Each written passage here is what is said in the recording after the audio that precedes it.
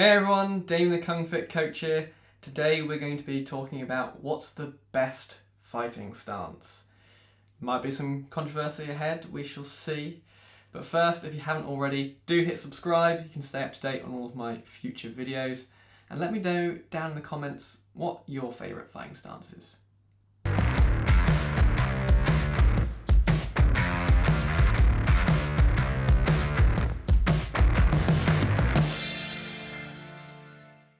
Alright, so the best fighting stance is... Might be letting the cat out of the bag a little early here. It depends. Not really that controversial, is it? Well, hopefully, we shall see. But it really depends on a whole host of factors. Number one is, what rule set are you fighting under? Is it karate? Is it taekwondo? Is it judo? Is it MMA? Is it self-defense? No rule set. That's going to be your starting point, really, because you're going to have to adapt to those different situations, and they're going to involve doing different fighting stances. That doesn't mean that you have to do strictly exactly what they tell you to within that system. You can modify things to suit yourself. Everyone is slightly different. Now, all that being said, I do think there is one particular fighting stance which I think all beginners should start with, because it gets you used to how to do all sorts of different techniques, and it gives you more options for going out and doing lots of different things. You can then modify to suit your rule set as you need to, but we'll get to that in a minute. First things first, let's just look at some of the basic positions for kind of standard stand-up fighting. First one, you see this an awful lot: boxing, Muay Thai, kickboxing, and it's your square stance.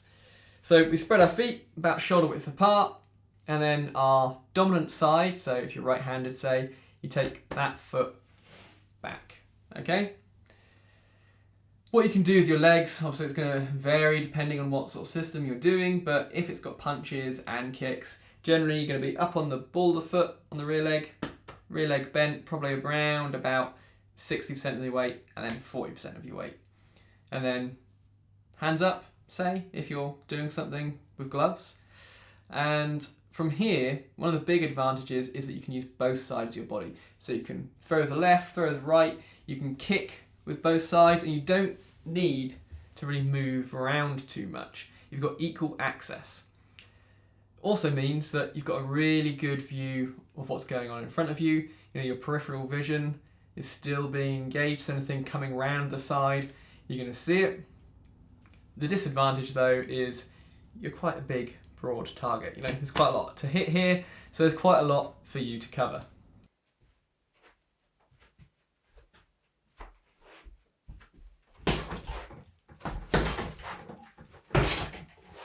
Next we have the side-on stance.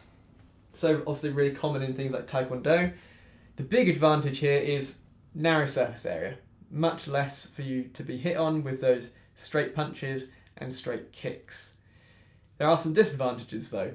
Obviously, only really my lead side is particularly effective. For me to use my rear side, I have to turn a lot or just completely switch stance, and then I'm back in the same position, really, just on the other side. Other disadvantages is, although we've got a narrow surface for straight punches and kicks, anything that loops around the side, we've now got that big surface area, whether it's on the front side or a back, we're more likely to get hit there. Although, having said that, we can step back and forward, so they might miss potentially. This means that actually defensively this is a little bit better than this one, although you can step back from the looping strikes here as well. You've still got that big front straight on target. One other disadvantage of this side-on position is that anything over here is really hard to see. Anything coming around from this side, anything straight on, you can see it fine, but looping attacks from basically your back, really, but your opponent's there, so kind of there, right, can be quite difficult to pick up, so it's very easy to get caught out, not be able to react fast enough to them. And because of the way our shoulders are, it's actually really easy for, say, a kick to come up, completely miss the shoulder because it's not in the way, and hit you back at the head. Whereas square, the shoulders act as a kind of bit of an obstacle and makes it a little bit harder to get kicked. You need to kick a little bit higher in order to get you in the head.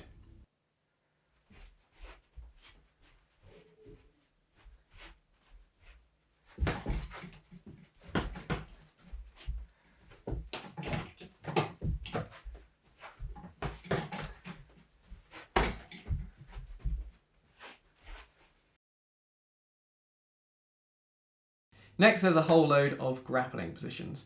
They're generally a lot wider in their foot positioning. They're a lot lower because they want a low center of balance, so it's harder for you to be, pushed or thrown. And they want to be able to get down, grab legs, go in for throws and things like that. Obviously, they're not really particularly useful from a general self-defense point of view, because if you're down here, well, you're going to get hit in the head very easily, and you're harder to see what's going on, less general awareness of your surroundings. So I generally wouldn't recommend those unless you are doing something specifically grappling based, and then also that's an entirely different situation. But that's not to say that if you are just doing general self-defense, you shouldn't practice them from time to time. But you want to practice them from these stand-up positions, whichever one you do. You want to shoot down from the stand-up position, because this is going to be where you're starting from. Now, that idea of where you're starting from is a really key consideration, because I'm not saying you should pick a stance and stay in it forever, whatever it happens to be, because different situations, even within the same fight, you're going to need to do different things. If I just stand here like this permanently, even if I am, moving around, it's going to become pretty obvious that I'm just going to stay like this and I can't respond to anything else. So things like going for my legs, going for a takedown, it's going to be, really easy for my opponent to do that.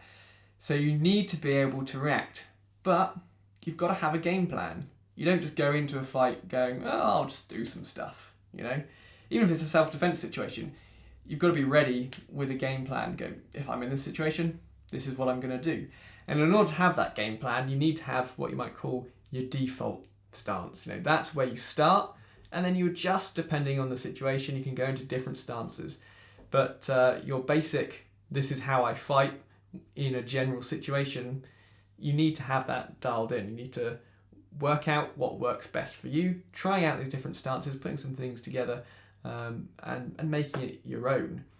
For example, my kind of default, my game plan is a relatively square stance, but whereas generally people say feet facing forward, everything nice and square, I tend to actually have that rear foot turned out slightly. Now this does make me a little bit more exposed. It means for things like crosses, I really need to close up a lot more, but I find it makes me a bit more agile. I can push off on the rear leg a little bit more. I can move side to side a bit more easily.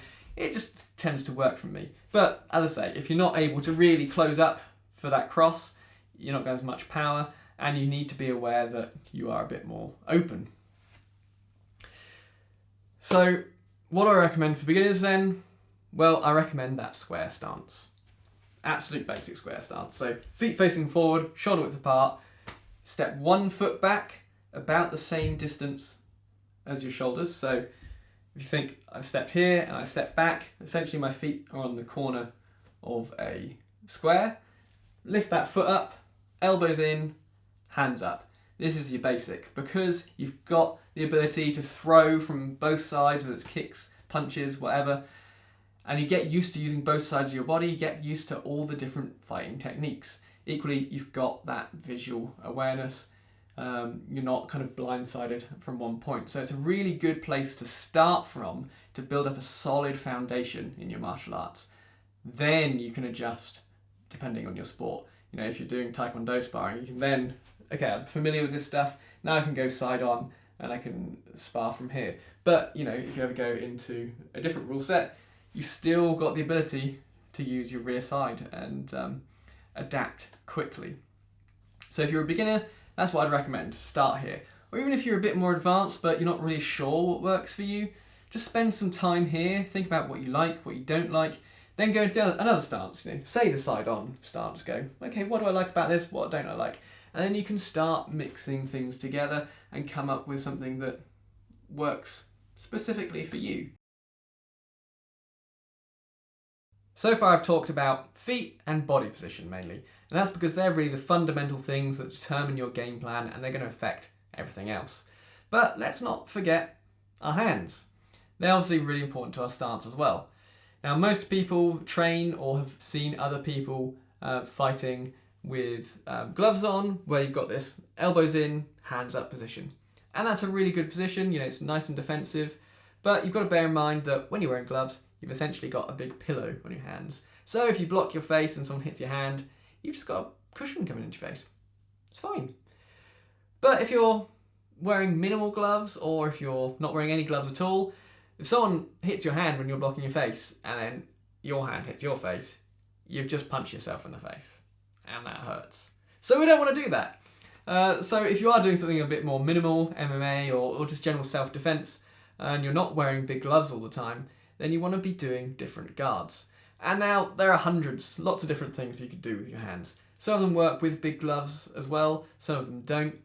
And I could go into lots of detail here, but I won't, because this video is probably already long enough and it would be hours long if I did that. But I can show you one which I think is a really good basic one to start with. Definitely recommend it for beginners, but also more advanced people as well, just because it's so effective and it's so easy to do. It just takes a little bit of practice. So it's called the tiger mouth guard. What we want to do is we want to take our lead leg forward, other leg back, in our square stance that I generally recommend for beginners. And our lead arm is going to come up as a horizontal bar. So I've got my shoulder, elbow, wrist, all at one level, forearm is nice and horizontal.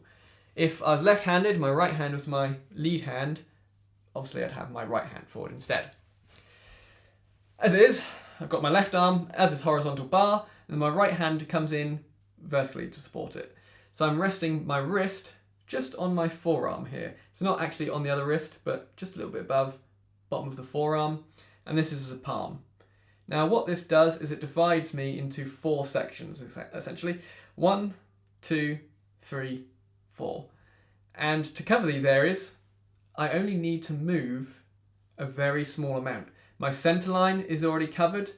I guess you might call it horizontal center line is already covered. Only these very small movements are needed to cover this big kind of square central area, which I've talked about as the disadvantage of the square stance. Now, hooks, I have to move a little bit further, but straights, pretty straightforward. All you really need to do is move to intercept. Now, there's a few technicalities with this. Try not to just swing, try and move out to meet, so you've got a little bit more force to make sure that you're properly stopping or deflecting the move. And also, once you go in, come straight back. So don't curve out, curve back, straight out, straight back, straight out, straight back. And that will make you move your defense much faster, which will allow you to cover combinations. You can go 1, 2, 3 and still block. Whereas if you go 1, curve back, see how that's much slower? And the second one's probably going to hit you then. Another good thing about this is you've got that elbow as a bit of a deterrent. No one really wants to punch an elbow, it's going to hurt. And you can still bring it down, so you can, block those kicks that come around. Same on this side. So it's got some of the advantages of this kind of basic gloves position where you can drop the elbows to cover and lift different parts of your body being defended. But it doesn't have the disadvantage of just essentially being a shield that you punch yourself with. So give this one a go, Tiger Mouth Guard. Really useful. I think it's a fantastic thing to be starting with, and you can try some other things later on. One thing to bear in mind when you first start using this guard is it does require a bit of conditioning. It's probably going to hurt the first few times you use it to block anything, so doing some heavy bag work like this can be a really good way to build up the toughness in those arms so it doesn't hurt quite so much and it's much easier to use. So I said it depends, and it really does. But if you are a beginner, if you're trying to get better at sparring, or if self-defense is your main thing rather than a particular sport, I do recommend this square stance with the Tiger Mouth Guard. I think it's kind of not necessarily the best of all worlds, but probably the best compromise you can get to. And then you can fiddle around with it, change it how you want to suit your particular style later on. Or maybe even completely throw it away.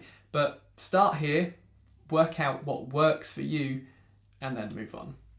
So hopefully you found this useful. Do hit the like button if you did. Let me know down below if this matches your preferred stance, or if you've got a different preferred stance. And make sure you give this block a go, this guard. And once you can find someone to train with, let me know how successful you are. Right, that's it for today then. I shall see you in the next one.